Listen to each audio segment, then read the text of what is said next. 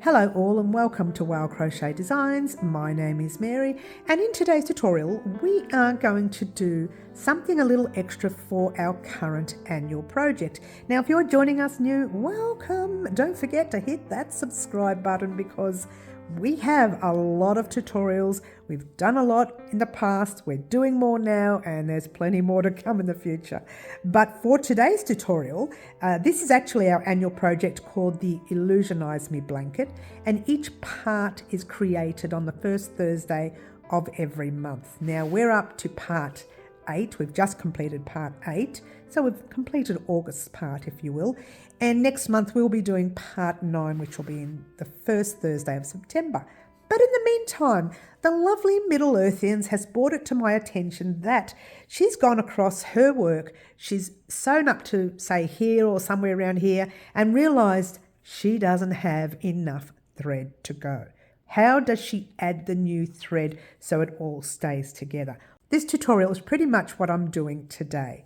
Okay, in this tutorial I have changed 2 different coloured threads so that you can see how it's done. All right, so thank you Middle Earthians for that. I do know someone else, I believe it was Fluffy Kitten earlier on in the year, asked me the same question, but I thought let's just show you how it's done so you can see how to fix that if it's an issue for you. All right, so without further ado, grab yourself 2 squares, grab yourself a thread, make sure you practice on some squares before you do it on your own blanket.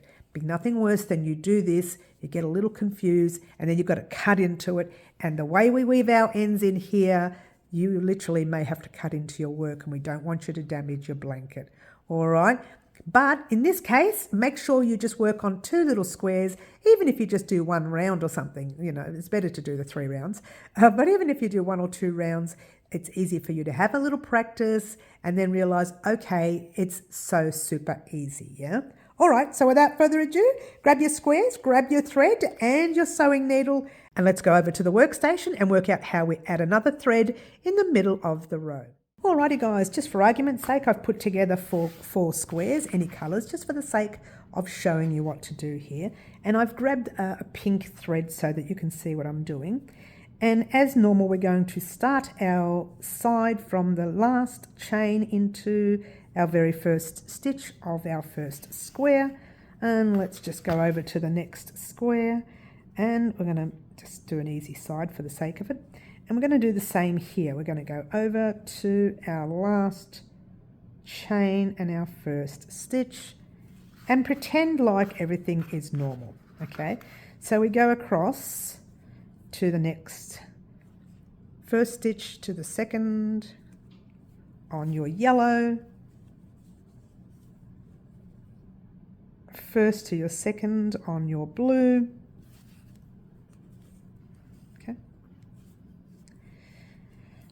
second to the third,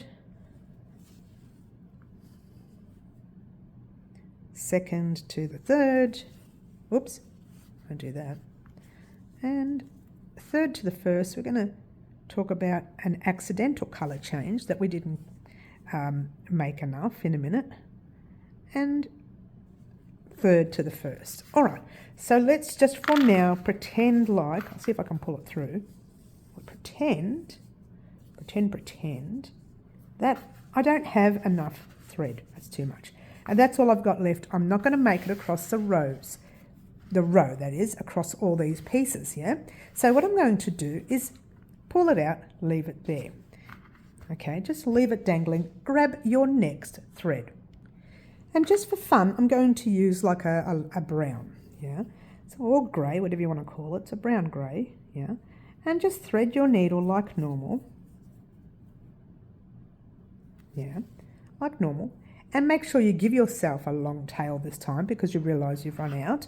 All right, so what you're going to do, and I'll get you a nice close-up, the last 2 stitches you went through on this side and that side, you're going to do that again with the new colour.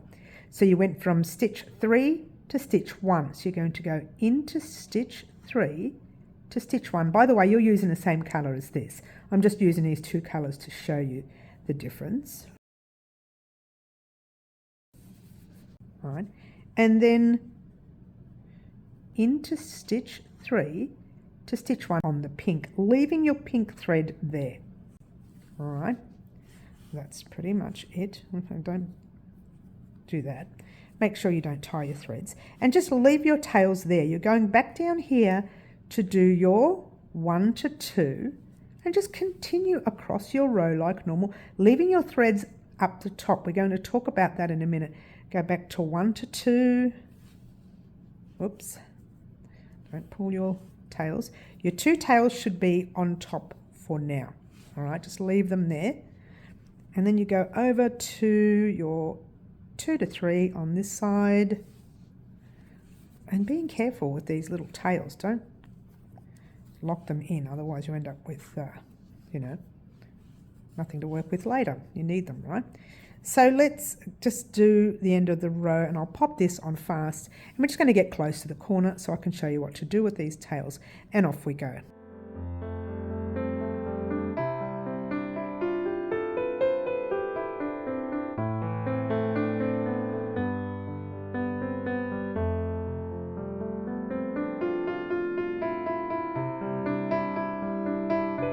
Alright, so I'm at the end of the row here. To be fair, I didn't really need these extra squares, so don't even worry about them, because all you want to focus on is what are you going to do with these tails, yeah? Let me just bring this grey tail through. Hopefully I can get it through. So you've got your tail, you've got your, oh, let's bring this out again. You've got your pink tail right there, and you're going to have your brown grey tail, right? Whatever colour you want to call that. So right now, they're kind of like that, yeah? So what you want to do is grab your pink, or whatever colour you have first. I might change the needle because the sewing needle is better when you're weaving in tails. Get a thinner sewing needle, it's easier. When you are weaving in tails, it's much better. All right, so right now, you've got your tails at the front. Your grey tails facing that way, even though you've gone across here with it, and your pink tails facing this way, even though you came across.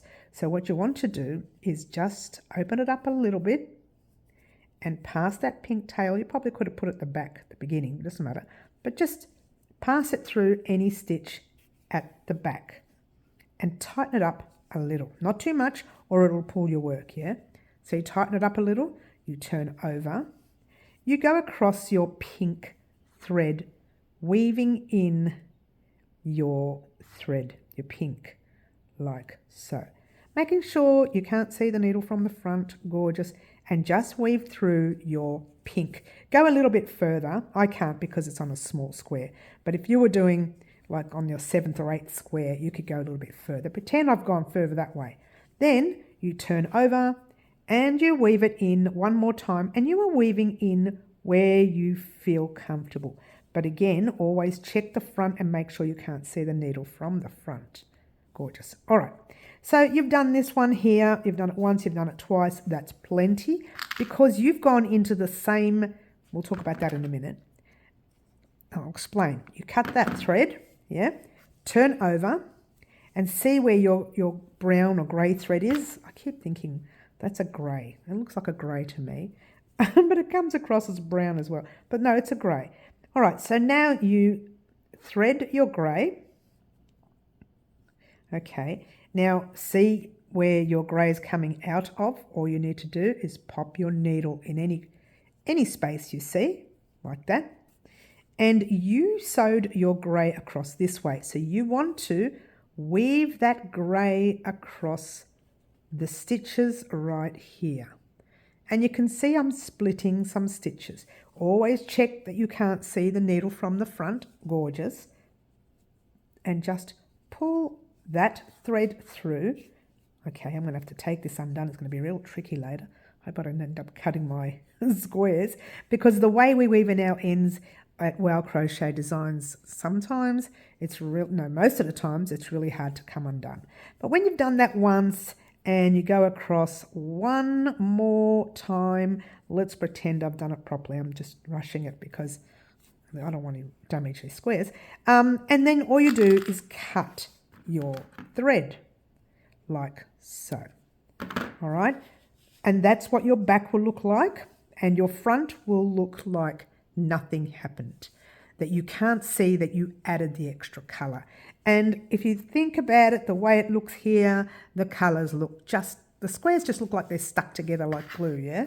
All right, so weave in your tails as normal, but that is the easiest way to change your thread, and make sure that when you are changing that thread that you are going into the same 2 stitches that you were in with the last colour, or the last thread if you will. You go back into those same 2 stitches, you go across, and then later you sew those threads through that way and then weave them at the back. Now, let's say for argument's sake you had the threads at the back, all you need to do is push them gently and then weave them in.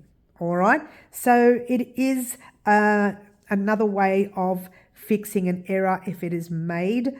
I have to take all this undone now, but it's another way of fixing an error. All right, so there you go.